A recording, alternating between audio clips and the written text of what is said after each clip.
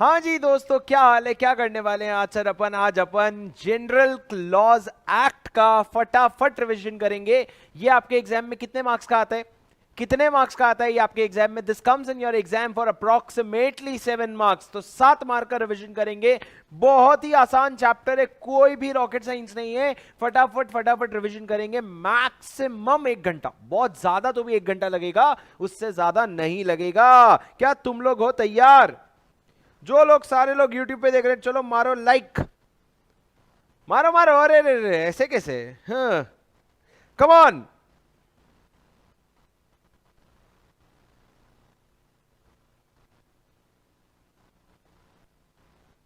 चलो फटाफट फटाफट फटाफट। ओके, हर्ष कहते हैं सर आप खड़े होकर के पढ़ाया करो, और भी ज्यादा कूल लगते हो। ठीक है, वेरी गुड, ओके चलो done, thank you for the motivation.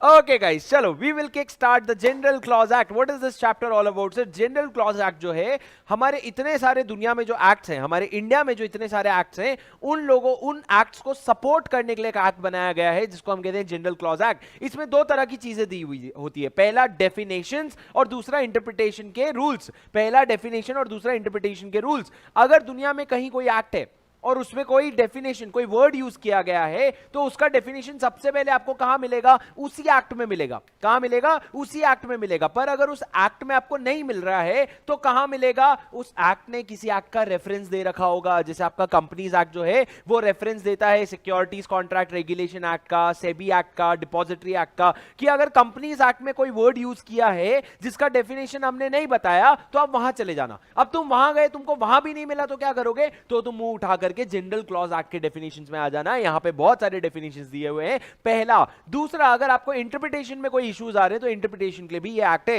इस एक्ट का ऑब्जेक्ट क्या है sir? What is the object of this act? ये देखो यहां लिखा हुआ है, क्या ऑब्जेक्ट है सर एक्ट का?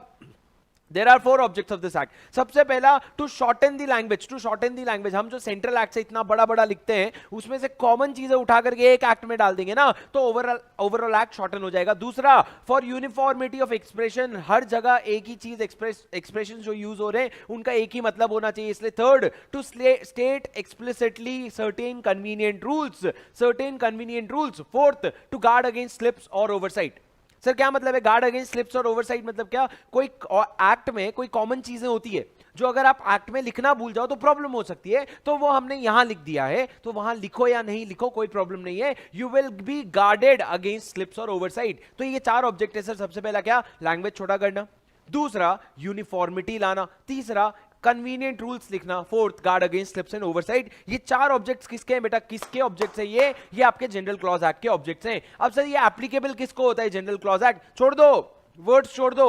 एग्जाम में क्वेश्चन नहीं आएगा कि जनरल क्लॉज एक्ट किसको एप्लीकेबल है। ओ इंस्टीट्यूट सुन मत लेना, मेरी बात पता चला मेरी बात सुने और एग्जाम में डाल दिया। अरे सुनो, तुम सुनो, मोस्टली नहीं आएगा, ठीक है?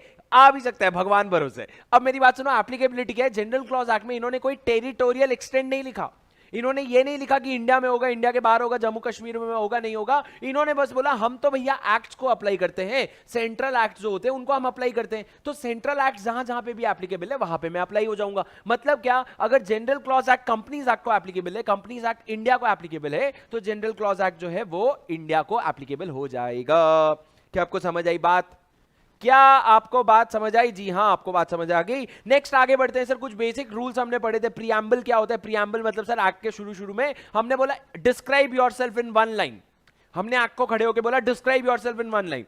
तो कभी कभी वो 1 लाइन में बता देता है, कभी कभी उसका मन नहीं मानता है तो 5-6 लाइन में बताता है। पर प्रियम्बल जो होता है वो पूरे एक्ट का ब्रॉडर इंटेंशन बताता है। तो सुनो सुनो, अगर आप एक्ट पढ़ रहे हो और कहीं पे आपको कोई चीज में क्लैरिटी नहीं आ रही है, कोई एक्ट में कोई प्रोविजन पढ़ रहे हो और उस प्रोविजन में आपको क्लैरिटी नहीं आ रही है, तो जब ऐसी चीज होती है जहां पे आपको क्लैरिटी नहीं आती है तो आप प्रियम्बल पढ़ के समझने की कोशिश करते हो कि यार कहना क्या चाहते हो। तो ये प्रियम्बल जो है ये आपको क्या बताता है? ये आपको एक ब्रॉडर ओवरव्यू बताता है कि जब हम एक्ट बना रहे थे तो हमारा इंटेंशन क्या था। उसके बाद सर हमने डेफिनेशंस के बारे में कुछ चीजें पढ़ी। मैंने डेफिनेशंस के बारे में आपको क्या बताया? डेफिनेशंस 2 तरीके के हो सकते हैं, exhaustive, inclusive. Exhaustive, inclusive. Exhaustive मतलब अगर आप अपने डेफिनेशन में मींस वर्ड का यूज कर रहे हो, अगर आप अपने डेफिनेशन में मींस वर्ड का यूज कर रहे हो, जैसे कंपनीज मतलब क्या? कंपनीज एक्ट में लिखा है कंपनी सेक्शन 2 क्लॉज, अरे बोलो बोलो, कुछ तो बोलो, मुंह तो खोलो। सेक्शन 2 क्लॉज 20 कंपनी, कंपनी मतलब क्या? कंपनी मतलब means any company incorporated in this act और एनी अदर प्रीवियस एक्ट। तो कंपनी मींस मतलब हमने बता दिया, इतना ही मतलब है। पर अगर दूसरा डेफिनेशन होता है इंक्लूसिव। इंक्लूसिव मतलब क्या? जैसे कि बॉडी कॉर्पोरेट का डेफिनेशन 2 क्लॉज 11 जो कहते हैं body corporate includes a company incorporated outside India.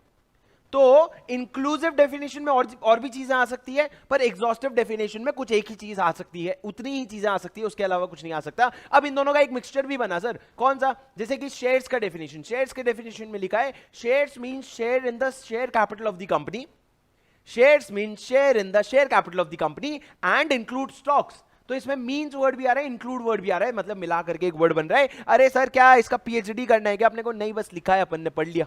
कहां लिखा है सर? आपके नोट्स में तो नहीं लिखा है, मॉड्यूल में लिखा है। सर तो यहां क्यों नहीं लिखे? क्या मतलब है? क्या करोगे? What will you do? पर एग्जाम में सर आपको यह पता होना चाहिए डेफिनेशन जो होते हैं 2 टाइप के होते हैं। उसके बाद हमने कहा डेफिनेशन सर कुछ इंपॉर्टेंट डेफिनेशन आपको मैं रिवाइज करवा लेता हूं, और इतने ही एग्जाम में आने, इससे ज्यादा आने के चांसेस बहुत कम है। एक्ट क्या है? Act, what is an act? Act मतलब कोई भी हरकत। यहां पे एक्ट का मतलब लॉ वाला एक्ट नहीं है, ये एक्ट का मतलब है हरकत, ठीक है। एफिडेविट, एफिडेविट क्या होता है सर? एफिडेविट का डेफिनेशन आपको याद करना है। सबसे पहली चीज आपको पता होना चाहिए, एफिडेविट, ओथ और स्वेरिंग। एफिडेविट, ओथ और स्वेरिंग ये तीनों का डेफिनेशन सेम है। क्या कहा मैंने? एफिडेविट, ओथ और स्वेरिंग तीनों का डेफिनेशन सेम है। मतलब क्या? It includes affirming and declaration but does not instead of swearing. It includes affirmation and declaration instead of swearing. क्या लिखा है दोस्तों? देखो ना क्या लिखा है? Affidavit shall include affirmation and declaration by any person who is allowed by law but it does not include swearing। मतलब क्या सर? कसम खा रहा हूं, मम्मी कसम, ये सब नहीं चलेगा बेटा, तुमको अफर्म करना पड़ेगा, डिक्लेरेशन देना पड़ेगा। अगर तुम लॉ में एफिडेविट की बात कर रहे हो, गॉड प्रॉमिस, नहीं चलेगा, ठीक है। तुम अफर्मेशन दो या डिक्लेरेशन दो। तो अफर्मेशन, एफिडेविट का, ओथ का और स्वेयर का, तीनों का मतलब जो है लॉ के हिसाब से इन्होंने सेम रखा है। क्या तुमको समझ आया? बोलो हाँ। अरे बोलो हाँ, इतने शांत क्यों तुम? जोर से बोलो हाँ। अरे जोर से बोलो हाँ।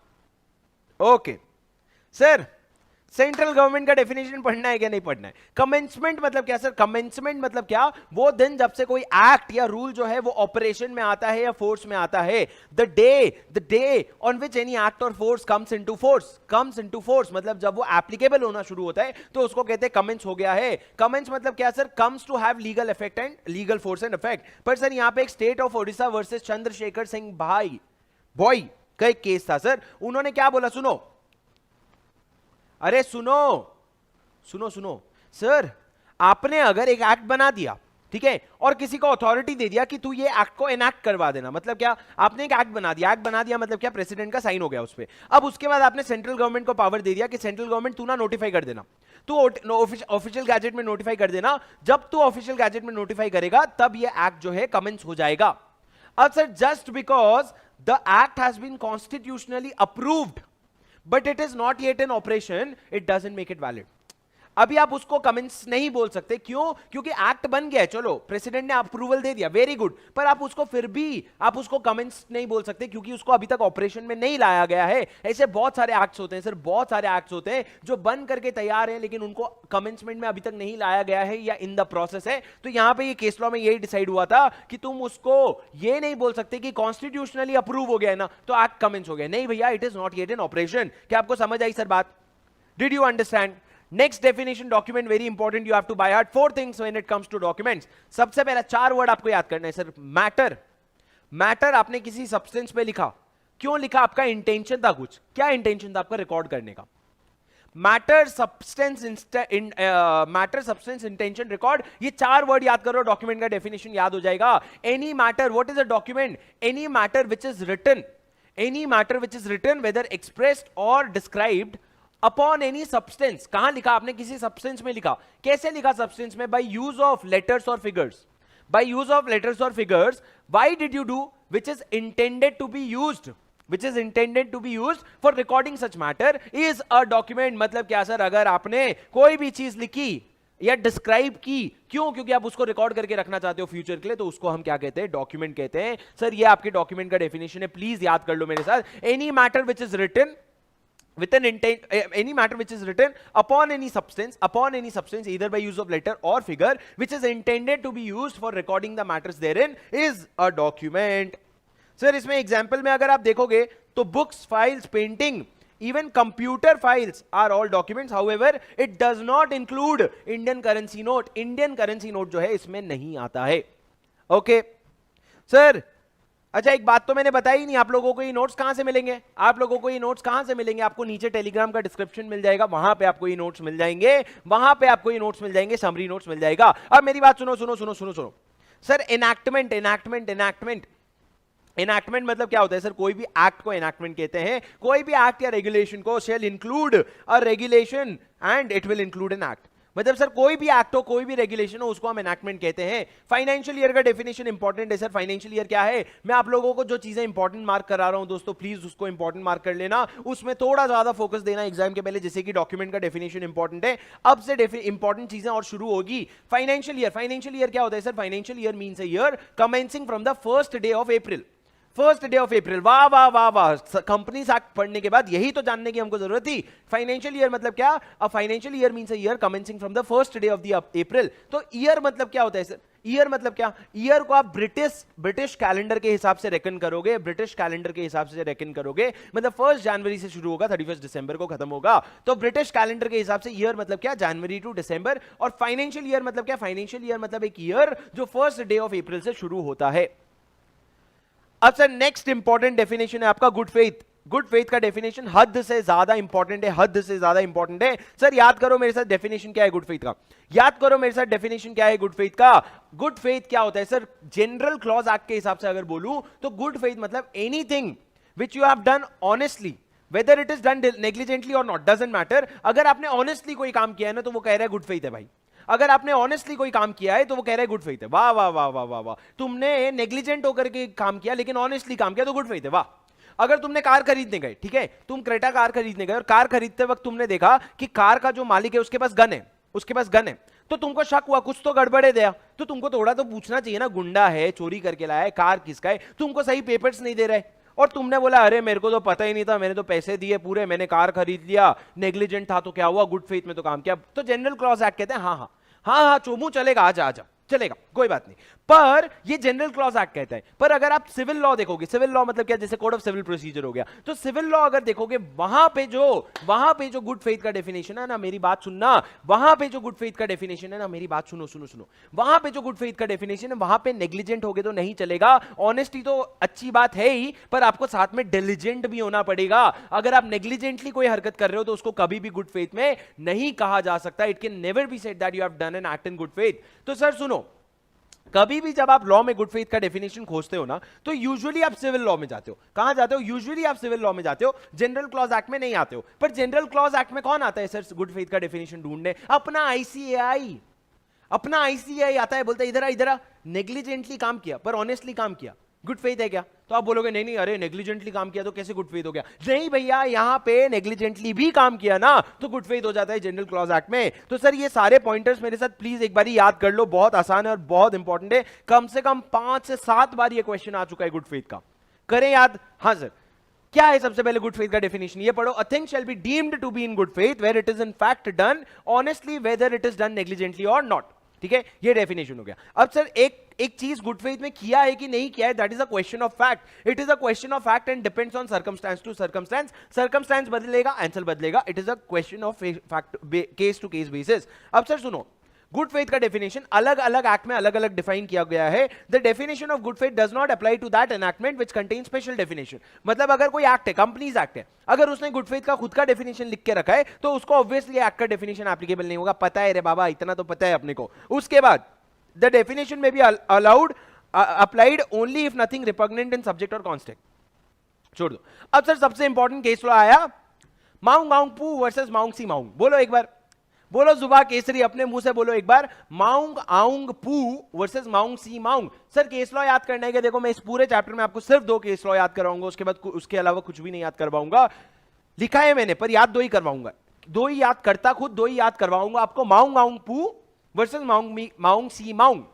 क्या है सर ये केस लॉ? ये केस लॉ सिंपल ये बोलता है, इंडियन कॉन्ट्रैक्ट एक्ट तुमने पढ़ा था, उधर गुड फेथ वर्ड इतनी बार यूज हुआ था, तो वो गुड फेथ का डेफिनेशन किधर है? उधर तो नहीं है, तो तुम किधर जाकर के डेफिनेशन देखोगे? उसके लिए तुम जनरल क्लॉज एक्ट में नहीं आओगे बाबा, तुम जाओगे सिविल लॉ के हिसाब से। सिविल लॉ में जो गुड फेथ का डेफिनेशन है, ये सेकंड लाइन पढ़ो, the definition of good faith as is generally understood in the civil law and which may be taken as a practical guide in understanding the expression in ICA. मतलब जो civil law में जो definition है उसको तुम अपना practical guide समझो, उसको तुम समझो मेन डेफिनेशन है, और उसको तुम यूज करोगे अंडरस्टैंडिंग के लिए। तो सर अगर आपने विदाउट ड्यू केयर और अटेंशन अगर कोई काम किया है ना, मतलब अपना ऑर्डिनरी प्रूडेंस, अपना नॉर्मल दिमाग के अलावा कोई काम किया है ना, तो उसको गुड फेथ में मान ही नहीं सकते। अगर एक किसी बंदे ने ऑनेस्टली परचेज किया लेकिन केयरलेसली परचेज किया, तो उसको गुड टाइटल नहीं मिलेगा, क्योंकि उसने गुड फेथ में खरीदा ही नहीं है। आपने सेल्स ऑफ गुड्स एक्ट पढ़ा है बचपन में कभी? तो बचपन का प्यार मेरा, sir sales of goods act good title. अगर आप गुड फेथ में खरीद रहे हो, पर आप अगर केयरलेसली खरीद रहे हो, तो आपको गुड टाइटल नहीं मिलेगा बेटा।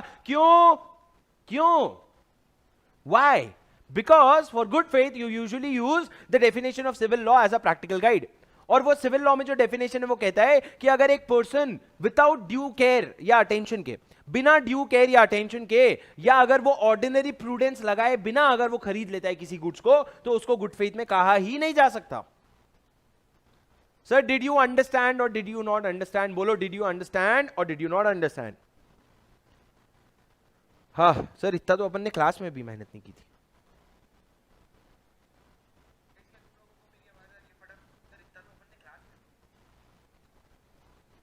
ओके चलो आगे बढ़ते हैं सर। सर गवर्नमेंट के डेफिनेशन में दो तरह के गवर्नमेंट आते हैं, central government, state government. Government के डेफिनेशन में दो तरह के गवर्नमेंट आते हैं, सेंट्रल गवर्नमेंट और स्टेट गवर्नमेंट। और इमूवेबल प्रॉपर्टी का डेफिनेशन अगेन इंपॉर्टेंट है, बहुत इंपॉर्टेंट है सर, इसको सुपर इंपॉर्टेंट मार्क करो। चार चीजें आती है इसमें, चार चीजें इमूवेबल प्रॉपर्टी के डेफिनेशन में आती है। सबसे पहला लैंड, दूसरा benefits are to arise out of land, तीसरा पर attachments, things attached to the earth, and fourth permanently fastened to anything attached to the earth। चार चीजें हैं सर, जमीन से कोई बेनिफिट होने वाला है वो, अर्थ में कोई चीजें अटैच्ड है वो, और वो जो अर्थ में चीजें अटैच्ड है उसके साथ आपने परमानेंटली कुछ फास्टन किया है वो। ये चारों चीजें इमूवेबल प्रॉपर्टी के डेफिनेशन में आती है सर। इमूवेबल प्रॉपर्टी के डेफिनेशन में चार चीज आती है, land, benefits, attachment, permanent fastening. Land, benefit, attachment, permanent fastening मैंने कैसे याद करवाया था? लैंड, धरती हमारी मां है तो मां, और उसके अलावा BAP, benefits, attachment, personal, permanently fastening, बाप। तो इमूवेबल प्रॉपर्टी में कौन आते हैं? मां बाप आते हैं। ठीक है, वाह वाह सर, वाह वाह, इससे अच्छा तो नॉर्मल याद कर लेते। तो याद कर लो ना नॉर्मल, मना किया क्या मैंने? तुम ही लोग सर इंटरेस्टिंग, ये लो इंटरेस्टिंग। सुनो मेरी बात, आगे बढ़ते हैं, सुनो सर। इमूवेबल प्रॉपर्टी का डेफिनेशन लॉजिकली तो समझ आ गया, वेरी गुड। पर अभी लॉजिक की ऐसी तैसी करते हैं। कुछ केस लॉज हुए थे जहां पे कुछ डिसीजंस हुए थे। क्या ट्री जो जमीन में ट्री होता है, क्या वो इमूवेबल प्रॉपर्टी है? हाँ सर, काट के ले जाएंगे ना उसको तो मूवेबल हो गया। नहीं, वो इमूवेबल है because it is something which is attached to the earth, वो धरती के सॉइल से जुड़ा हुआ है। तो ऑन द सेम कॉन्टेक्स्ट, ये कहां पे डिसाइड हुआ था सर? वैसे ये डिसाइड हुआ था Shantabai versus State of Bombay. Bombay के लोग देखो पेड़ की बातें कर रहे हैं, Shantabai versus State of Bombay का केस लॉ है। इसमें मेरी बात सुनो। इस केस लॉ के वजह से कंक्लूजन क्या आया? कोई भी और चीज, जैसे कि आपका टिम्बर हो गया, तेंदू लीव्स हो गया, स्टैंडिंग क्रॉप्स हो गया, ग्रास हो गया, कोई भी चीज, right to build on any land और right to occupy any land, ये सारी चीजें जो है ना, ये इमूवेबल प्रॉपर्टी हो जाती है। क्या कहा मैंने? ये सारी चीजें जो है वो इमूवेबल प्रॉपर्टी हो जाती है। पर सर सुनो, अगर एक पॉइंट ए है और पॉइंट बी है, ए से बी जाने का आपने एक्सेस रोड बनाया, तो वो एक्सेस रोड भी इमूवेबल प्रॉपर्टी हो जाता है। पर उसी रोड के बाजू में तुमने नाली बनाया, उसी रोड के बाजू में तुमने ड्रेन बनाया, तो वो ड्रेन इमूवेबल प्रॉपर्टी नहीं होता। क्यों? लॉ की लीला लॉ ही जाने। सर नाली में पानी बहता है ना, तो इमूवेबल कैसे हो गया? सर तो उस हिसाब से मेरे को एक बात बताओ, मछली जो होती है क्या वो मूवेबल प्रॉपर्टी होती है कि इमूवेबल प्रॉपर्टी होती है? सर मछली, the right to catch and sell a fish is a immovable property. मैंने क्या बोला? Immovable property. Sir Anand Behera versus State of Odisha का केस है, Anand Behera versus State of Odisha का केस है, आपके मॉड्यूल में, मेरे नोट्स में भी है, यहाँ पे कहाँ गया? शुरू वाले पेज में मैंने यहाँ पे काट दिया, इसको आगे डालना है मेरे को। सर आपके नोट्स में यहीं पे नीचे आपको मिलेगा, आप जो नीचे अभी पीडीएफ डाउनलोड करोगे ना, वहां पे आपको सही जगह पे मिलेगा। वहां पे क्या लिखा हुआ है, अगर आप Anand Behera versus State of Odisha का केस देखेंगे, उसमें ये डिसाइड हुआ था कि फिश जो होता है उसको पकड़ने का जो फिश को कैच करने का जो राइट है वो इमूवेबल प्रॉपर्टी है। क्यों? क्योंकि धरती फिक्स्ड है, धरती में जो पानी है वो फिक्स्ड है, तो पानी के अंदर जो मछली है वो इमूवेबल हो गई। वाह वाह वाह वाह वाह वाह, my whole life was a lie. सुनो सर, इंश्योरेंस पॉलिसीज आपके एग्जाम में क्वेश्चन आया था, अगर आप कोई मशीन, सबसे पहले ये बताओ, कोई मशीन अगर आपने धरती से जोड़ दी है तो क्या वो मशीन इमूवेबल है? हाँ सर, अगर आपने मशीन फिक्स कर दी है तो वो इमूवेबल है। अब उसी मशीन का आपने इंश्योरेंस लिया, तो जो इंश्योरेंस पॉलिसी के पेपर्स है, क्या वो इमूवेबल प्रॉपर्टी है? अरे भाई वो तो डॉक्यूमेंट है ना, वो किधर से इमूवेबल प्रॉपर्टी है? तो सर इंश्योरेंस पॉलिसीज जो है उसको आप इमूवेबल प्रॉपर्टी मत बोलना। अब सर इम्प्रिजनमेंट मतलब क्या होता है? सुनो, लॉ में इम्प्रिजनमेंट दो तरह का है, पहला इम्प्रिजनमेंट है रिगरस, दूसरा है कैजुअल। पहला है रिगरस, दूसरा है सिंपल। रिगरस मतलब क्या? काला पानी की सजा, और दूसरा सिंपल मतलब क्या? Simple imprisonment. सर कोई प्रॉब्लम नहीं है, मतलब सर बेसिकली रिग्रेस में मैं आपको बताऊं ज्यादा काम करवाते हैं आपसे जेल के अंदर। मूवेबल प्रॉपर्टी मतलब anything other than immovable is movable property. ये थे सर आपके डेफिनेशंस इमूवेबल प्रॉपर्टी का, गुड फेथ का, डॉक्यूमेंट का, एफिडेविट का, कमेंसमेंट का, ये सारे फाइनेंशियल ईयर का, ये सारे डेफिनेशन आपके एग्जाम में आए हुए हैं बार बार, और भी आने के चांसेस हैं, गुड फेथ तो खास करके। चलो सर आगे बढ़ते हैं। अब से सर छोटी छोटी बातें फटाफट करूंगा, जो इंपॉर्टेंट बातें वो करूंगा, सारी बातें नहीं करूंगा, मेरी बात सुनना ध्यान से। Sir section 5 coming of operation of enactment. मेरे को एक बात बताओ, सिंपल सी बात है, एनैक्टमेंट। सर अगर कोई एक्ट आ रहा है तो वो कमेंस कब हो रहा है, कब से ऑपरेशन में आ रहा है? अगर एक्ट में कोई डेट स्पेसिफाइड है तो जिस दिन वो डेट है उस दिन से वो कमेंसमेंट में आ रहा है। If there is a particular date specified, तो जो वो डेट है उस दिन से आ रहा है। But if there is no particular date specified, अगर पर्टिकुलर डेट स्पेसिफाइड नहीं है, तो in that case it will come into operation from the date of assent of president. जिस दिन प्रेसिडेंट ने एसेंट दिया उस दिन से वो ऑपरेशन में आ जाता है। पर सर कॉन्स्टिट्यूशन जो हमारा है ना, जो हमारा कॉन्स्टिट्यूशन है, 26 जनवरी को जो कॉन्स्टिट्यूशन आया था, वो कॉन्स्टिट्यूशन के पहले एक्ट को एसेंट कौन देता था?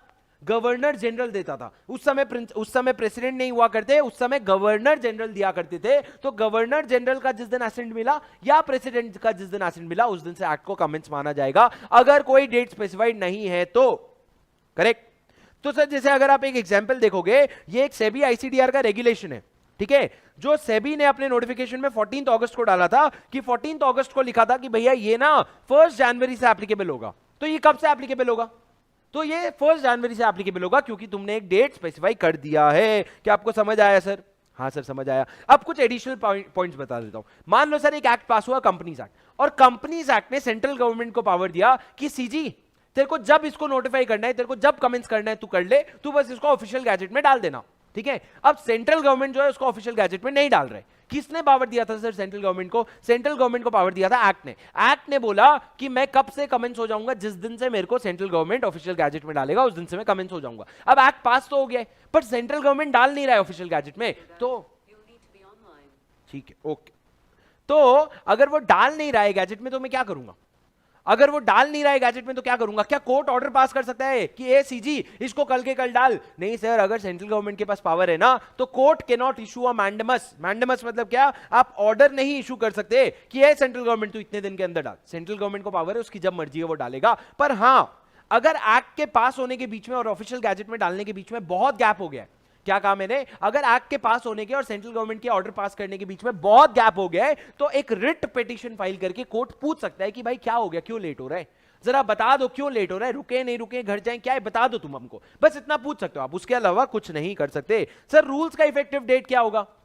रूल्स का इफेक्टिव डेट क्या होगा? रूल्स का इफेक्टिव डेट तब होगा जब वो ऑफिशियल गैजेट में पब्लिश हो जाता है। जब वो गैजेट में नोटिफिकेशन के थ्रू पब्लिश हो जाता है, उस दिन से आपके रूल्स जो हैं वो एप्लीकेबल हो जाएंगे। सर सुनो, आपके लॉ में ना फ्रैक्शन ऑफ डे का कोई कॉन्सेप्ट नहीं है। मतलब क्या? अगर कोई अगर लॉ है जो हमने कहा 1 जनवरी से अप्लाई होगा, तो ऐसा नहीं 1 जनवरी को दोपहर को 12 बजे से या दोपहर को 11 बजे से, ऐसा नहीं। 1 जनवरी को अप्लाई होगा मतलब क्या? 31 रात को 12 बजे से वो एप्लीकेबल हो जाएगा। आप समझो वो लॉ का बर्थडे 1 जनवरी को है, तो कब विश करोगे? 31 रात को विश करोगे ना, उस दिन से एप्लीकेबल हो जाएगा। समझे? अरे समझा क्या? अरे हो क्या, जिंदा हो क्या? अगर तुम चैट में हां कह रहे हो तो जिंदा हो तुम। सर सेक्शन 5 क्या था कि कमेंस कब होगा एक एक्ट? सेक्शन 5 क्या था? एक एक्ट कमेंस कब होगा?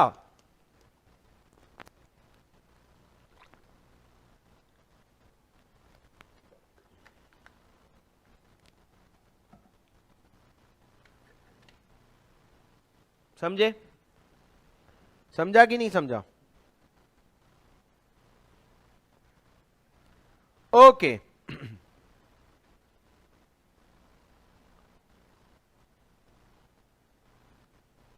चलो गाइस आगे बढ़ते हैं, आगे बढ़ते हैं, आगे बढ़ते हैं।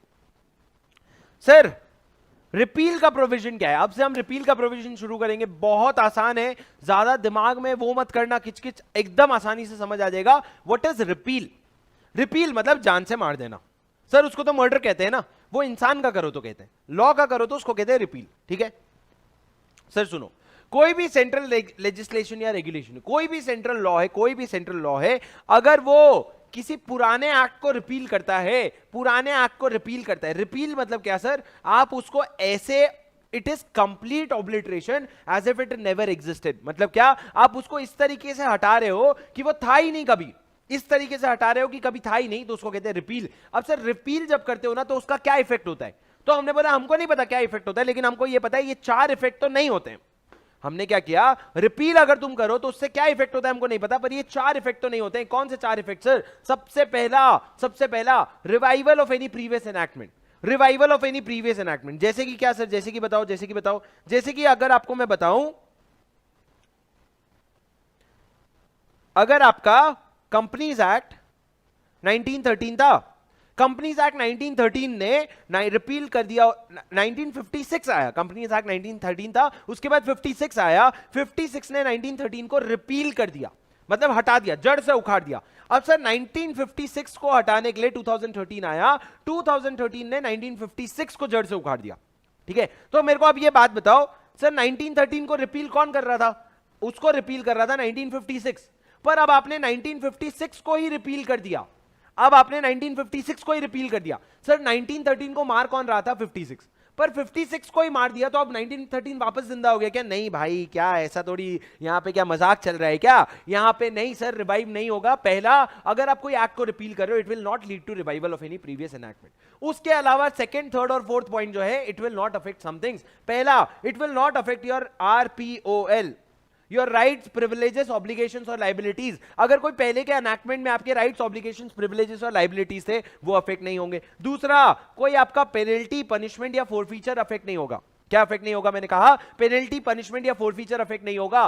तीसरा, आपका लिटिगेशन या इंक्वायरीज जो है वो अफेक्ट नहीं होंगे। मतलब सर आपको 4 पॉइंट याद करने हैं। पहला पॉइंट ये है कि it will not revive any previous enactment. उसके अलावा 3 पॉइंट ये है, ये तीनों चीजें अफेक्ट नहीं होगी। क्या तीनों चीजें सर? सबसे पहला, आपके राइट्स, प्रिविलेजेस, ऑब्लिगेशंस और लाइबिलिटीज जो आपको प्रीवियस एनैक्टमेंट से मिले थे, वो नहीं अफेक्ट होंगे। दूसरा, कोई भी पेनल्टी, पनिशमेंट या फोरफीचर की बात कर रही है, वो अफेक्ट नहीं होंगे। तीसरा, लिटिगेशन जो होते हैं, इंक्वायरीज जो होते हैं, ये सारी चीजें भी अफेक्ट नहीं होंगे। क्यों अफेक्ट नहीं होंगे सर? क्योंकि ये सारी चीजें कंटिन्यू होना बहुत जरूरी है। तो किसी एक्ट को रिपील कर देने से ये सारी चीजें अफेक्ट नहीं होती। सर जैसे कि एग्जांपल दो, जैसे कि अगर मैं आपको राइट्स का एग्जांपल दूं, अगर आपने कंपनीज एक्ट 1956 रिपील कर दिया, तो उसमें जो सेक्शन 25 कंपनीज हुआ करते थे, सेक्शन 25 कंपनीज कौन से सर? वही जो आज हमारे कंपनीज एक्ट 2013 में सेक्शन 8 कंपनीज है, वो वहां पे सेक्शन 25 कंपनीज हुआ करते थे। तो सर 1956 में जो सेक्शन 25 कंपनीज थे, क्या वो हट जाएंगे? क्या वो हट जाएंगे? नहीं सर, वो वैसे के वैसे रहेंगे, वो उनको सेम राइट्स मिलेंगे, सेम प्रिविलेजेस मिलेंगे, कोई नहीं है। पेनल्टी की बात करें सर, अगर आपने किसी को फ्रॉड की पेनल्टी लगाई थी, आपने उसको जेल में भर दिया था, आपने उसको फाइन लगा दिया था, उसने पैसे भर दिए 50,000 रुपए। अब जब आपका 1956 रिपील हो गया, तो क्या आके पैसे वापस मांगेगा कि भाई वापस करो मेरे पैसे? तुम्हारा तो एक्ट ही चला गया। नहीं सर, आपको पेनल्टी लग जाएगी, अब कंटिन्यू होगा। लिटिगेशन की बात करते हैं, लिटिगेशन जितने भी हैं, आपके जितने भी केसेस चल रहे हैं, वो पुराने एक्ट के हिसाब से कंटिन्यू होंगे, उसमें कोई चीजें चेंज नहीं होगी। अब सर जब हम रिपील की बात करते हैं ना, आपको मैं दो प्रोविजन बता देना चाहता हूं कि ये जो रिपील का प्रोविजन है ना, हम सिर्फ एक्ट और रेगुलेशन के लिए लगा रहे हैं, रूल्स के लिए ये प्रोविजन नहीं एप्लीकेबल होंगे, सिर्फ एक्ट और रेगुलेशन के लिए हम ये प्रोविजन लगा रहे हैं। रिपील का प्रोविजन जो है वो रूल्स के लिए एप्लीकेबल नहीं है। अरे जोर से बोलो हाँ। ओके, अब सर एक केस, इंपॉर्टेंट केस लो जो मैं आपको याद करवाना चाहता हूं, नवरंगपुरा गम धर्मदा मिल्कत जी ट्रस्ट वर्सेस राम तुझी राम अजी। क्या सर? नवरंगपुरा गम धर्मदा मिल्कत जी ट्रस्ट। सर याद होता है कर लो, नहीं होता है तो जान दो। क्यों सर? क्योंकि एग्जाम में एक बार आया, एक बार लिखना पड़ा है, कोई प्रॉब्लम नहीं है। वो एग्जाम में भी नहीं था, वो एमटीपी में था, अब एग्जाम का भरोसा नहीं है, पर अगर याद होता है तो याद कर लो। नवरंगपुरा गम धर्मदा मिल्कत जी ट्रस्ट राम तुझी राम अजी, राम तुझी राम अजी। ठीक है, सुनो सर। ओके, ये केस लॉ में क्या डिसाइड हुआ था सर? ये केस लॉ में डिसाइड हुआ था कि रिपील और डिलीशन में फर्क है। ये केस लॉ में क्या डिसाइड हुआ था कि रिपील और डिलीशन में फर्क है। क्या फर्क है सर? रिपील मतलब क्या? रिपील मतलब you are basically complete obliteration of the act as if it never existed. ऐसे हटा रहे हो जिससे कभी एग्जिस्टेंस में ही नहीं था। पर अगर आप डिलीशन की बात करो तो deletion basically, what does deletion mean? सुनना मेरी बात। डिलीशन मतलब आप उसको किसी एक डेट से एप्लीकेबल करवाना बंद कर दे रहे हो। You are stop making it not applicable from a particular date, but it always existed. ऐसा नहीं कि आप उसको जड़ से उखाड़ रहे हो। आप बोल रहे हो आज से ये डेट ये प्रोविजन एप्लीकेबल नहीं होगा, आप इसको डिलीट कर रहे हो, पर इसका मतलब ये नहीं कि एग्जिस्ट ही नहीं करता था। It is not complete wiping out, but on the contrary repeal मतलब क्या? Complete wiping out as if it never existed, that is complete obliteration of the act as if it never existed. Sir ये जो keywords है ना, ये बहुत important है। ये कीवर्ड्स ही आपको लिखने हैं, complete obliteration as if it never existed, और ये कीवर्ड्स ही अंडरलाइन करने हैं आपको पूरे मार्क्स मिल जाएंगे। और कुछ नहीं लिखना है, बीच का सारा फिलर्स है, ये कीवर्ड्स है। ठीक है, ओके नेक्स्ट। सर रिपील का एग्जांपल दो। जैसा मैंने तुमको एग्जांपल दिया था क्लास में कि जो 3 फार्मर्स के लॉ थे वो कैसे बने, क्यों उसको गवर्नमेंट ने हटाया, कैसे रिपील हुआ, और रिपील होने के बाद रिवाइव भी हो सकता है क्या? वो सारी चीजें अपन ने पढ़ी थी। उसके बाद सर सेक्शन 6 से कहता है repeal of act making textual amendment. Sir जाने दो सेक्शन 6 से। Section 7 very easy, revival. क्या कहते हैं? रिवाइवल मतलब क्या? रिवाइवल मतलब क्या? आप क्या एक्ट को रिवाइव कर सकते हो? बिल्कुल रिवाइव कर सकते हो, लेकिन एक ही शर्त है, बस आप अपना पर्पस बता देना। Please state the purpose why you are reviving it. Please state the purpose clearly, why are you reviving that particular act. ठीक है sir. Construction of reference to repealed enactment, इसका मतलब क्या है? सुनो, एग्जांपल के फॉर्म में सुन लो। Section 8 construction of reference to repealed enactment. अगर एक एक्ट है, जैसे कि आपको पता है इनकम टैक्स एक्ट है, इनकम टैक्स एक्ट में एक सेक्शन है सेक्शन 115 जेबी। सेक्शन 115 जेबी एक सेक्शन है जिसमें आपको बुक प्रॉफिट चाहिए होता है। अब बुक प्रॉफिट जो है ना, वहां पे बुक प्रॉफिट का जो डेफिनेशन है उसमें लिखा है book profit as per companies act 1956। अरे पर 1956 तो रिपील हो गया ना भैया। अरे तो कोई बात नहीं, रिपील हो गया है ना, तो जो फिर भी डेफिनेशन था उसको यूज करो, वो जो डेफिनेशन था उसको यूज करो, कोई टेंशन नहीं है। और अगर वो 1956 का डेफिनेशन हट करके 2013 में आ गया है तो वो डेफिनेशन यूज कर लो। पर कंस्ट्रक्टिव कंस्ट्रक्शन जब आप करोगे, जब आप इंटरप्रिटेशन करोगे, तो थोड़ा सही सही सोचना, इंसान से गलती हो जाती है। अगर इनकम टैक्स एक्ट में पुराना रेफरेंस दिया हुआ है तो कोई बात नहीं, आप वो बुक प्रॉफिट का भी डेफिनेशन ले सकते हो, या अगर नए एक्ट में बुक प्रॉफिट आ गया तो उसका भी डेफिनेशन ले सकते हो। ये मत बोलना कि भाई 1956 रिपील हो गया तो वो है ही नहीं। तो क्या लिखा है sir? Where this act or central act or regulation made after the commencement of this act repeals or reenacts with or without modification any provision of former enactment, then references in any other enactment or in any instrument to the provisions so repealed shall, unless an intention appear, be construed as reference to the provisions reenacted. मतलब यही क्या कह रहा है sir? अगर आपने 1956 के book profit को रेफरेंस दिया है तो अनलेस अदरवाइज स्पेसिफाइड हम ये मान लेंगे आपने 2013 के ही बुक प्रॉफिट को रेफरेंस दे दिया है, भले तुमने अलग से अमेंडमेंट नहीं किया हो। एक बार ये एग्जांपल पढ़ो सर, एग्जाम का क्वेश्चन है। एक बार ये एग्जांपल पढ़ो फटाफट, एग्जाम का क्वेश्चन है।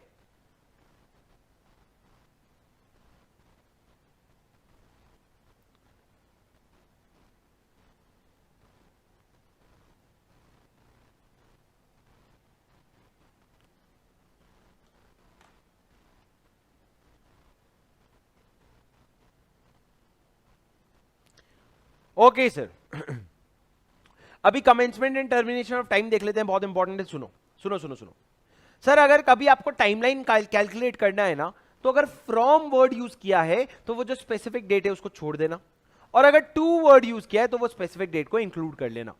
क्या मतलब सर? जब भी आप कोई टाइम कैलकुलेट कर रहे हो तो जो शुरू वाला दिन है एकदम स्टार्ट वाला उसको इग्नोर कर देना, और जो लास्ट वाला दिन है उसको इंक्लूड कर लेना, तो आपका सफिशिएंट कंप्लायंस हो जाएगा लॉ का। क्या मतलब सर? जैसे मैंने आपको क्लास में एग्जांपल दिया था, अगर अगर एक कंपनी 30th सितंबर को डिविडेंड डिक्लेयर करती है, अगर एक कंपनी 30th सितंबर को डिविडेंड डिक्लेयर करती है तो डिविडेंड 30 डेज के अंदर पे करना होता है। तो डेट कब से शुरू होगा? वो 30 डेज शुरू होगा 1 अक्टूबर से, मतलब 30th सितंबर को इंक्लूड मत करना।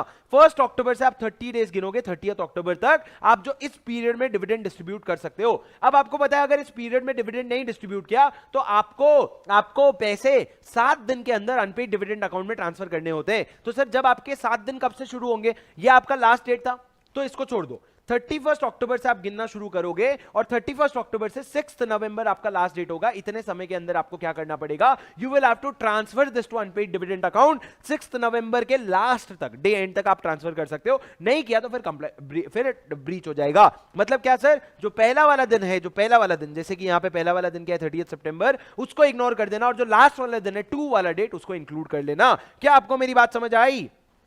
हाँ सर, आपको मेरी बात समझ आई। Computation of time, computation of time, very important provision। मेरी बात सुनना।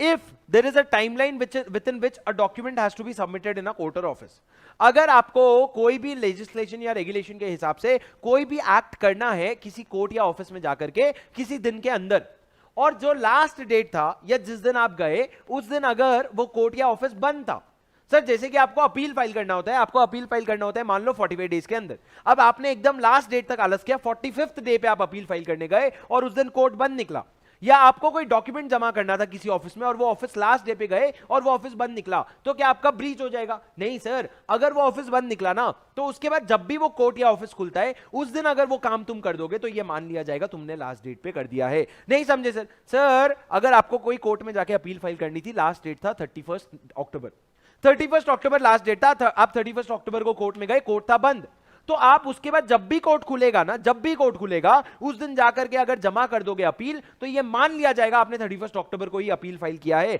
पर सर यहां पे एक चीज ध्यान रखना, यहां पे पब्लिक हॉलिडे, नेशनल हॉलिडे ऐसा कुछ नहीं लिखा है। अगर कोर्ट मन मर्जी बंद है, कोर्ट कोविड के वजह से बंद है, कोर्ट ऐसे ही बंद है, तो वो बंद है तो बंद है, अगला जब भी खुलेगा तब तुम फाइल कर देना, काम हो जाएगा। अगर कोर्ट मान लो सर 10 दिन के लिए बंद है तो 10 दिन बाद फाइल कर देना। Saturday, Sunday, public holiday, national holiday, इन सबसे कोई फर्क नहीं पड़ता। अगर बंद है तो जब चालू होएगा फाइल कर देना, ये मान लिया जाएगा लास्ट डेट पे फाइलिंग हो गई है। तो क्या लिखा है sir? Where any act is directed to be done in any court और office on a certain day and it is closed on that day, then it will be considered as done if it is done on the next day afterwards on which the court और office open. जब भी उसके बाद court या office खुलेगा उस दिन अगर कर लिया तो इसको कर लिया है मान लिया जाएगा। अब सर मेजरमेंट ऑफ डिस्टेंस, अगर एक पॉइंट ए से पॉइंट बी जा रहे हो तो डिस्टेंस जो है वो मेजर करोगे स्ट्रेट लाइन में ऑन अ हॉरिजॉन्टल प्लेन। मतलब क्या, वो स्कूल में आप करते थे ना जियोग्राफी में, ऐसा धागा लेकर के, वैसा on a straight line on a horizontal plane आप डिस्टेंस कैलकुलेट करोगे। आप उसको पानी से, फ्लाइट से, रोड से रास्ता नहीं नापोगे, मतलब बेसिकली एरियल डिस्टेंस हो गया एक तरह से। ठीक है, देख रहे हो पीएचडी कर रहे हैं हम लॉ में, देख रहे हो तुम्हें एलएलबी की डिग्री मिलेगी इसके साथ। Sir duty to be taken pro rata in any enactment, ओ हो पर ये लॉ पढ़ के लगा ओहो अच्छा हुआ बता दिया, हमें तो पता ही नहीं था, अच्छा हुआ बता दिया, हमें तो पता ही नहीं था। ये तो वही बात हो गई कि सर अगर आपने एक दुकान में गए और आपने देखा 1 किलो चावल 100 रुपया, तो आपने बोला भैया 2 किलो कितने में लगाओगे? अरे 200 में लगाएगा ना, तुमको डिस्काउंट मांगना है तो अलग से मांगो, पर वो 200 में लगाएगा ना, 1 किलो का 100 तो 2 किलो का 200।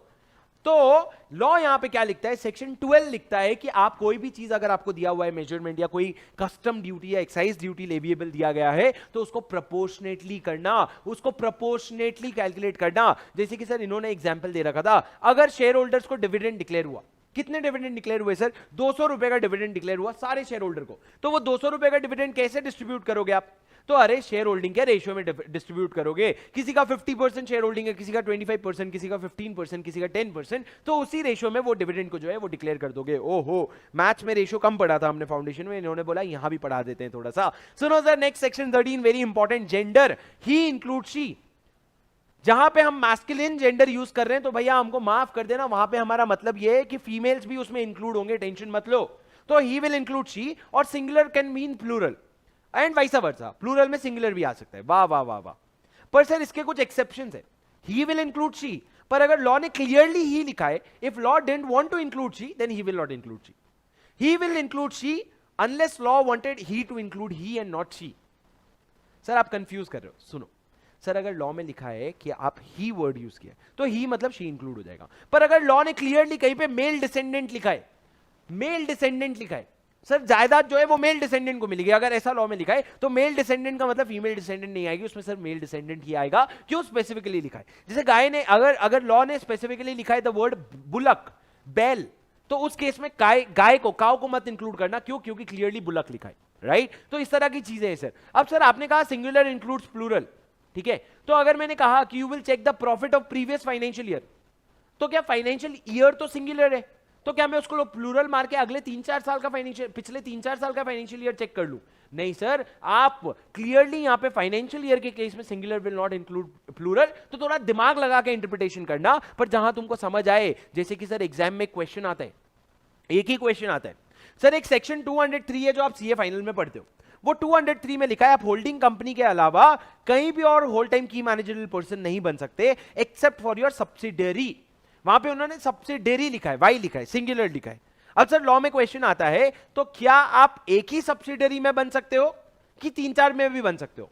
तो द आंसर इज 3-4 में भी बन सकते हो। क्यों? क्योंकि भले तुमने वर्ड सब्सिडियरी लिखा है लेकिन उसका इंटरप्रिटेशन सब्सिडियरीज था। ये क्वेश्चन आपको मेरे क्वेश्चन बैंक में मिलेगा, चाहिए तो जाकर के अभी कर लो, पर उससे आपका काम खत्म हो जाएगा, ठीक है सर। अब सर फंक्शनरीज में मैं आपको ये सारे बच्चे नहीं पढ़ा रहा हूं, मैं आपको बड़ी बड़ी बातें बता रहा हूं। जैसे कि सुनना, अगर किसी को आप पावर टू अपॉइंटमेंट दे रहे हो फंक्शनरीज में, अगर आप किसी को, सबसे पहले तो सुनो, सबसे पहले अगर आप किसी को पावर टू अपॉइंटमेंट दे रहे हो, मतलब आपने कहा कि ये सेंट्रल गवर्नमेंट, तू ना ये आईपीएफ अथॉरिटी में जो चेयरमैन है उसको तू बैठा देना, you appoint a person there. तो in that case the central government can either appoint a specific person और can appoint an office also. या तो वो किसी, उसने बोला मिस्टर आनंद आप जाके बैठ जाओ, ये पर्सन हो गया, या फिर उसने कहा कि जो सेक्रेटरी एमसी है ना वो वहां पे बैठेगा, मतलब सेक्रेटरी एमसीए की कुर्सी में जो भी बैठा है वो यहां पे बैठेगा। इसको कहते हैं सर एक्स ऑफिशियो, इसको कहते हैं एक्स ऑफिशियो मेंबर। मतलब ये जो चेयरमैन है ये एक्स ऑफिशियो मेंबर है। एक्स ऑफिशियो मेंबर क्या, तुम किसी और ऑफिस में बैठे हो इसलिए तुमको ये ऑफिस में बैठने मिल रहा है, जैसे ही तुम्हारी वो ऑफिस खाली होगी ये ऑफिस भी तुम्हारी खाली हो जाएगी, ठीक है सर? सर ठीक है क्या? यस। तो एक्स ऑफिशियल अपॉइंटमेंट हो गया, इंडिविजुअल हो गया। अब सर जब आप किसी को पावर टू अपॉइंट देते हो ना तो उसके पास पावर टू सस्पेंड और टर्मिनेट भी होता है। अगर आप किसी को पावर टू अपॉइंट दे रहे हो तो उसके पास पावर टू सस्पेंड और टर्मिनेट भी होता है by default, unless otherwise specified. इस पूरे लॉ में हर जगह अनलेस अदरवाइज स्पेसिफाइड लिख देना भाई, क्योंकि कहीं और लॉ ने कुछ अलग से बोल दिया तो हम उसको ओवरराइड नहीं कर सकते। उसके बाद सर पावर टू अपॉइंट, यही मैंने कहा, power to appoint includes power to suspend or dismiss, ठीक है? उसके बाद सर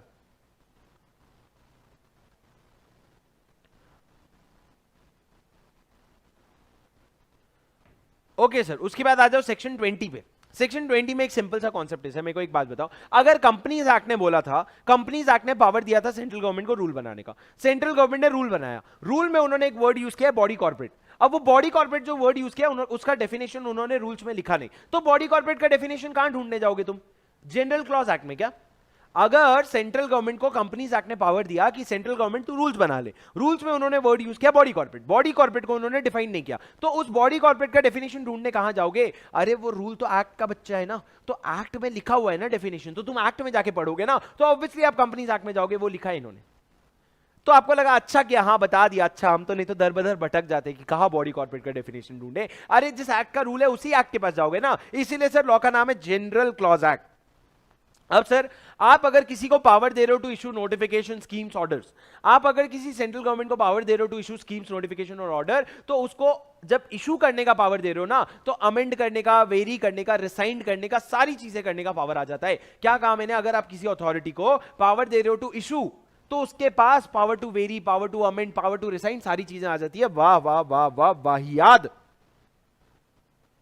सर नेक्स्ट, सर ये सारी कहानियां अगर तेरा आपको एग्जाम के पहले भी सुनना है, आप कुछ नहीं कर सकते, आपको सिर्फ ये चीजें एग्जाम में आती नहीं है, बट अपने को कॉन्सेप्ट बस पता होना चाहिए। We should know what is written, that's all, we understand. अगर एग्जाम में आएगा तो अपन संभाल लेंगे, वैसे आने की संभावना काफी कम है। बट सर नेक्स्ट वाला प्रोविजन सुनो, सर अगर कोई रूल्स बन भी गया है और अगर रूल्स नोटिफाई भी हो गया है, पर अगर एक्ट अभी तक उस प्रोविजन को नोटिफाई नहीं करा है, तो रूल्स एप्लीकेबल नहीं होंगे। हाँ, अरे सुनो, आपने एक्ट बनाया, एक्ट में आपने सेंट्रल गवर्नमेंट को पावर दिया, सेंट्रल गवर्नमेंट तो रूल्स बना लेना, एक्ट अभी तक कमेंस नहीं हुआ है, एक्ट अभी तक कमेंस नहीं हुआ है, सेंट्रल गवर्नमेंट ने रूल बना के ऑफिशियल गैजेट में डाल दिया, एक्ट अभी तक कमेंस नहीं हुआ है, सेंट्रल गवर्नमेंट ने रूल्स बना के ऑफिशियल गैजेट में डाल दिया, तो क्या रूल्स एप्लीकेबल हो जाएगा? क्या रूल्स एप्लीकेबल हो जाएगा? लॉ कहता है कि तुम रूल्स बना के डाल सकते हो, पर एप्लीकेबल तब तक नहीं होगा जब तक आपका एक्ट कमेंस नहीं हो जाता। जब तक आपका एक्ट कमेंस नहीं हो जाता तब तक जो रूल्स है वो एप्लीकेबल नहीं होंगे। ऑब्वियस सी बात है ना सर, वो रूल्स हो, वो बाईलॉज हो, वो कुछ भी हो, जो एक्ट है जब तक वो फोर्स में नहीं आता तब तक तुम्हारे रूल्स फोर्स में कहां से आएंगे। तो सर क्या लिखा है, where by any central act or regulation or on the passing thereof a power is conferred to make rules or to issue order thereunder, then that power may be exercised at any time after passing of the act. जब आपका act पास हो गया उसके बाद आप कभी भी rules बना सकते हो, but such rules shall not take effect till commencement of the act. आप बना लो पर जब तक आपका एक्ट नहीं आता तब तक वो एप्लीकेबल नहीं होगा। नीचे मैंने एग्जांपल दे रखा है, आपको अगर याद होगा तो एनसीएलटी का, एनसीएलटी के रूल्स 2014 में बन गए थे, पर एनसीएलटी का लॉ एप्लीकेबल हुआ 2016 में। तो जब 2016 में लॉ एप्लीकेबल हुआ, जब 2016 में लॉ एप्लीकेबल हुआ तो रूल्स भी 2016 से ही अप्लाई होगी, भले ही आपने बना लियो, भले ही आपने बना लिया हो। अब सर सेक्शन 23 इंपॉर्टेंट क्या है सर? सेक्शन 23 इंपॉर्टेंट वही गेम जो अपने आईसीआई ने अभी खेला। आईसीआई ने कोर्स को अमेंड करने की बात की, तो कोर्स को अमेंड करने के लिए आईसीआई ने क्या किया, सबसे पहले एक रिवाइज ड्राफ्ट बनाया। वो रिवाइज ड्राफ्ट को जो है वो पब्लिक कमेंट के लिए उन्होंने ऑफिशियल गैजेट में अपलोड किया। आप ऑफिशियल गैजेट जाओगे तो वहां पे उन्होंने अपलोड किया, बोले 30 दिन के अंदर every person who is likely to be affected, every person who is likely to be affected will have to give their objection or suggestion। आपका ऑब्जेक्शन या सजेशन है कुछ भी तो 30 दिन के अंदर आप लोग अपना कमेंट्स दो। आपके जब कमेंट्स आ जाएंगे तो उसको हम कंसिडर करेंगे, और कंसिडर करने के बाद जो भी चेंजेस अगर हमको लगता है करने नहीं करने, वो करके हम एक्ट को पब्लिश कर देंगे। तो सर ये है पब्लिश करने के पहले previous publication, previous publication for comments. आप अगर कोई भी एक्ट पब्लिश कर रहे हो तो उसके पहले का प्रीवियस पब्लिकेशन है ये, किनके कमेंट्स के लिए, for person who are likely to be affected. तो सर 4 स्टेप है, देखो 4 स्टेप है, इनको याद करने हैं। सबसे पहले क्या, आप पब्लिश करोगे एक ड्राफ्ट, जो भी आप रूल लॉ एक्ट बनाना चाहते हो उसको पब्लिश करोगे एक draft for the comments of person who are likely to be affected. उसके बाद आप एक ड्राफ्ट नोटिस भेजोगे कि भैया जिनको जिनको कंसर्न है वो स्पेसिफाइड टाइम लिमिट के अंदर हमको क्या बता दे, वो हमको अपना कमेंट्स बता दे। अब जो कमेंट्स और ऑब्जेक्शंस आएंगे, सजेशंस आएंगे, उनको कंसिडर करोगे और उसके बाद पब्लिकेशन करोगे फाइनली ऑफिशियल गैजेट में। और जब पब्लिकेशन करोगे तब ये जो प्रोविजन है ये एप्लीकेबल हो जाएंगे। सर जब आप ऑफिशियल गैजेट में कोई चीज पब्लिश करते हो ना, तो इसका मतलब क्या माना जाता है, इसका मतलब यह माना जाता है कि वो कंक्लूसिव प्रूफ है कि ऊपर के सारे कंप्लायंस आपने कर लिए। अगर आपने फाइनली कोई प्रोविजन, कोई लॉ ले जाकर के ऑफिशियल गैजेट में पब्लिश कर दिया, इसका मतलब यह कि जो ऊपर की चीजें करनी थी आपने कर ली, ऐसी मान लिया जाएगा, कंक्लूसिव प्रूफ है। मतलब सर ये एक प्रिजम्पशन है। प्रिजम्पशन क्या, कि जब ऑफिशियल गैजेट में पब्लिश हो जाता है हम ये मान लेते हैं कि ऊपर की सारी चीजें हो गई है। समझे क्या? अरे बोलो बोलो, कुछ तो बोलो, मुंह तो खोलो। खो गए हम कहां। सुनो, आ जाओ सर। अब मैं आपको एक छोटा सा पॉइंट बताना चाहता हूं, छोटा सा। सर अगर आईसीएआई ने पब्लिकेशन डाला था ऑफिशियल गैजेट में हमारे कमेंट्स के लिए, हमारे कमेंट्स के बाद वो जब चेंजेस कर रहे हैं तो चेंजेस करने के बाद क्या उनको वापस पब्लिश करना जरूरी है, कि चेंजेस करने के बाद वो खुद से डाल सकते हैं? चेंजेस करने के बाद वो फाइनल पब्लिश कर दें कि उनको वापस से पब्लिक कमेंट के लिए डालना पड़ेगा? तो सर जब उन्होंने चेंजेस कर लिए ना, जब उन्होंने चेंजेस कर लिए तो डिपेंड करता है कितने चेंजेस किए।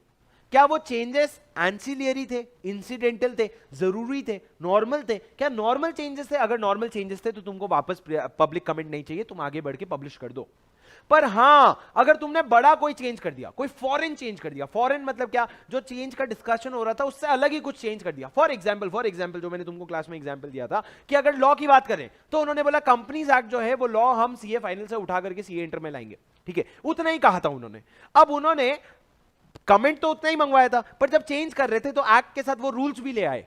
अरे तो रूल्स तो लाएंगे ही ना भाई, रूल्स तो लाएंगे ही ना, वो तो एंसिलरी चेंज है, उसमें कोई बड़ी बात नहीं है, उसके लिए वापस पब्लिक कमेंट लेने की जरूरत नहीं है।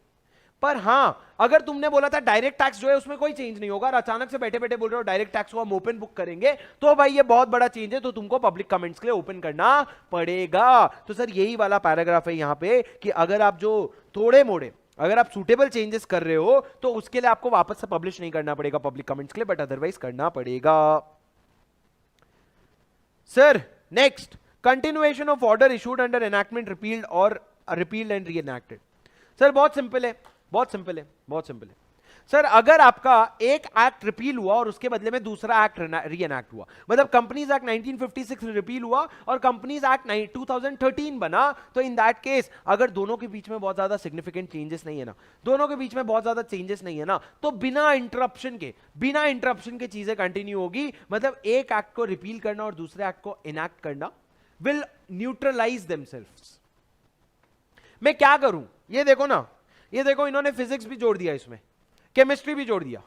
बोले एक एक्ट को रिपील करना और दूसरा एक्ट को रीएनैक्ट करना विल न्यूट्रलाइज देमसेल्व्स। ऐसा माना जाएगा कि भाई एक्ट कंटिन्यू हो रहा है, बट फ्रेश फॉर्म में। कब माना जाएगा? अगर आपके टर्म्स जो है ना वो लगभग सब्सटैंशियली सेम है। पर अगर आपके टर्म्स क्या होता है, पर अगर आपके टर्म्स जो हैं वो अगर चेंज हो गए हैं, आपके टर्म्स जो हैं वो अगर चेंज हो गए, तो उस केस में क्या होगा? उस केस में समवॉट डिफरेंट टर्म्स अगर हैं, तो जहां जहां पे डिफरेंसेस है ना, वहां पे ये माना जाएगा पुराना वाला एक्ट रिपील हो गया है और नया वाला एक्ट एग्जिस्टेंस में आ गया है। पुराना वाला एक्ट रिपील हो गया है और नया वाला एक्ट एग्जिस्टेंस में आ गया है। सर इससे ज्यादा अब घुसने का मतलब नहीं है रिवीजन में। सर माइंस एक्ट 1923 था पहले, उसके बाद माइंस एक्ट 1952 आया, तो जो रूल्स माइंस एक्ट 1923 में बना था उसको ये माना जाएगा कि वो 1952 के लिए भी एप्लीकेबल है। जो रूल्स 1923 के लिए बना था वही rules same rules are applicable for 1952 also, ऐसा माना जाएगा। Okay sir. Next section 25 recovery of fines. अगर आप कहीं फाइन लगा रहे हो किसी भी एक्ट में, तो उसकी रिकवरी कैसे होगी? सर दो तरीके से होगी, इंडियन पीनल कोड के सेक्शन 63 से 70 और दूसरा आपके कोड ऑफ क्रिमिनल प्रोसीजर में जो फाइन्स के रिकवरी रिलेटेड लॉ है, इन दोनों के हिसाब से आपकी रिकवरी होगी अनलेस अदरवाइज स्पेसिफाइड। कौन से दो तरीके से रिकवरी होगी बोलो? इंडियन पीनल कोड के हिसाब से सेक्शन 63 to 70 और दूसरा कोड ऑफ क्रिमिनल प्रोसीजर के हिसाब से। उसके बाद सर मैंने कहा provision as to offence punishable under 2 or मोर एनैक्टमेंट्स। अगर कोई ऐसा ऑफेंस किया आपने जो 2 एक्ट में ऑफेंस पनिशेबल है, तो क्या होगा सुनना, जो आपका प्रोसिक्यूशन है, जो आपका मुकदमा है, वो दोनों एक्ट में चल सकता है, पर आप पनिशेबल सिर्फ एक ही एक्ट में होगे, दोनों एक्ट में पनिशेबल नहीं हो सकते for the same offence. Sir अगर ऑफेंस डिस्टिंक्ट है, दो अलग अलग ऑफेंस है, आपने एक मर्डर किया और एक रेप किया, मतलब आपने नहीं, मतलब किसी बंदे ने मर्डर किया और रेप किया, तो मर्डर के लिए अलग ऑफेंस है, रेप के लिए अलग ऑफेंस है, उसको एक ऑफेंस नहीं बोलोगे। भले उसने रेप करके मर्डर किया एक ही जने का, तो वो एक ऑफेंस नहीं बोल सकते उसको, दो अलग अलग ऑफेंस है, उसके लिए दोनों के लिए अलग अलग पेनल्टी लगेगी, उसको दोनों के लिए अलग अलग जेल होगा। पर अगर कोई ऑफेंस है, जैसे कि आपने फ्रॉड किया, फ्रॉड करने की वजह से आपको मान लो एक कंपनीज एक्ट में भी पेनल्टी लग रही है और इंडियन पीनल कोड में भी पेनल्टी लग रही है, तो उस केस में मुकदमा जो है दोनों कोर्ट में चलेगा, प्रोसीडिंग्स जो है वो दोनों कोर्ट में चल सकती है, दो अलग अलग लॉ में चल सकती है, पर अल्टीमेट जो पनिशमेंट मिलेगा आपको वो एक ही लॉ में मिलेगा, वो एक ही एक्ट में मिलेगा। Where any act constitutes an offence under 2 or more enactment. कोई हरकत आपकी 2 एक्ट में आपको ऑफेंस बनाती है, 2 लॉ में आपको ऑफेंस बनाती है वो हरकत आपकी, the offender shall be liable to be prosecuted and punishable under either any of those enactment but shall not be punished twice for the same offense। 2 बार तुमको सजा नहीं दी जाएगी। ठीक है sir.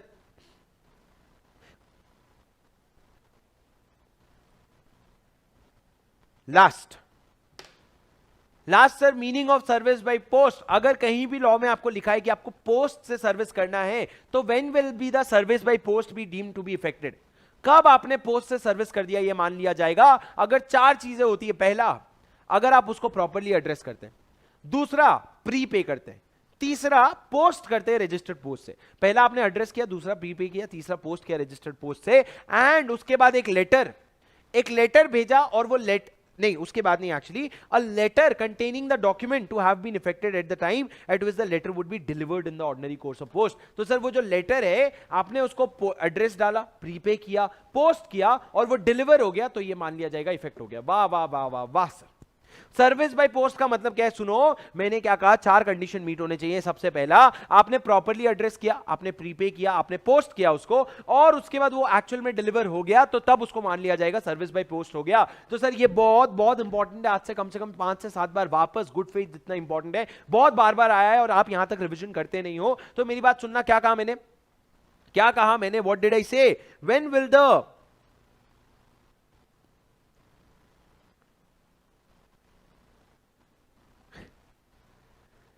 When will the post be said to be affected? When will the service by post be said to be affected? When you are addressing, when you are prepaying and you are posting it by registered post and it is actually delivered in the ordinary course of post. Okay but sir अगर law में कहीं लिखा है registered post acknowledgement due से भेजना है, registered post acknowledgement due मतलब क्या, पोस्ट से जाएगा पर उसके आगे एक और स्टेप आएगा कि जब डिलीवर हो जाएगा ना तो सामने वाला एक डॉक्यूमेंट साइन करेगा और वो डॉक्यूमेंट मेरे पास आएगा विच इज अ कंफर्मेशन कि हाँ भैया डिलीवर हो गया. तो अगर रजिस्टर्ड पोस्ट एक्नॉलेजमेंट ड्यू से भेजने के लिए लिखा गया है अगर लॉ में, और अगर आप रजिस्टर्ड पोस्ट से भेज रहे हो तो क्या वो कंप्लायंस माना जाएगा? नहीं सर, आरपी से बड़ा है आरपीएडी, आरपी से ज्यादा स्ट्रिक्ट है आरपीएडी, आरपी से ज्यादा स्ट्रिक्ट है, रजिस्टर्ड पोस्ट से ज्यादा स्ट्रिक्ट है. मतलब अगर रजिस्टर्ड पोस्ट के 100 रुपए लगते हैं तो रजिस्टर्ड पोस्ट एक्नॉलेजमेंट ड्यू के शायद 150 रुपए लगेंगे. तो अगर इस तरह की चीजें हैं तो आप रजिस्टर्ड पोस्ट एक्नॉलेजमेंट ड्यू से भेज रहे हैं तो उसी से भेजो. पोस्ट से अगर भेजोगे तो उसको टेनेबल नहीं माना जाएगा. सर अगर आपने सर्विस बाय पोस्ट किया और सामने वाले ने उसमें लिख दिया आई डोंट एक्सेप्ट दिस और वापस भिजवा दिया तो क्या डिलीवरी माना जाएगा? अरे भाई उसने उसमें एंडोर्स कर दिया ना, इसका मतलब डिलीवर हो गया. उसने एक्सेप्ट नहीं किया, कोई ऑफर नहीं दे रहा हूं जो एक्सेप्ट करना है, मेरे को कोई टर्मिनेशन नोटिस देना था, मैंने अगर पोस्ट से भिजवाया तो उसके हाथ में जब चला गया ना वो डिलीवर हो गया मान लिया जाएगा. भले वो उसमें आई डोंट एक्सेप्ट कोई भी चीज एंडोर्स करके दे रहा है उससे फर्क नहीं पड़ता है. It doesn't matter at all. Endorsement in fact is a proof कि डिलीवर हो गया. उसने अगर उसमें एंडोर्स कर दिया ना मैंने नहीं लिया, मैं नहीं एक्सेप्ट करूंगा, तो वो डिलीवरी का प्रूफ हो गया. ठीक है, तो that is how service by post gets affected और उसके आगे के सेक्शंस रेलेवेंट नहीं है. And that's a very very comprehensive revision in 55 minutes of the whole chapter. I hope you enjoyed this thoroughly. We could have gotten into more details, but this is after all a revision video. I hope you enjoyed it thoroughly. I hope you learnt a lot. And I hope you will give this video a like. क्यों sir? क्योंकि मैंने हमेशा आपसे एक ही चीज बोली है, your appreciation is my motivation. तुम जितनी चीजें बताओगे, जितना फीडबैक दोगे, उतना तुम भी और हम भी आगे जाएंगे. ठीक है, I hope you enjoyed the session. I hope it was helpful. I hope you were able to revise it thoroughly. I'll see you in the next video. Until then, guys, until then, bye-bye. See you. Take care. And do not forget to hit the like button. तुम्हें कसम है, तुम्हारे उनकी. Sir आधे लोग तो single है, like वैसे ही कम हो जाना है. हाँ, ओके गाइस, चलो I'll see you in the next video. Until then, bye bye. तो नहीं सब्सक्राइब करना,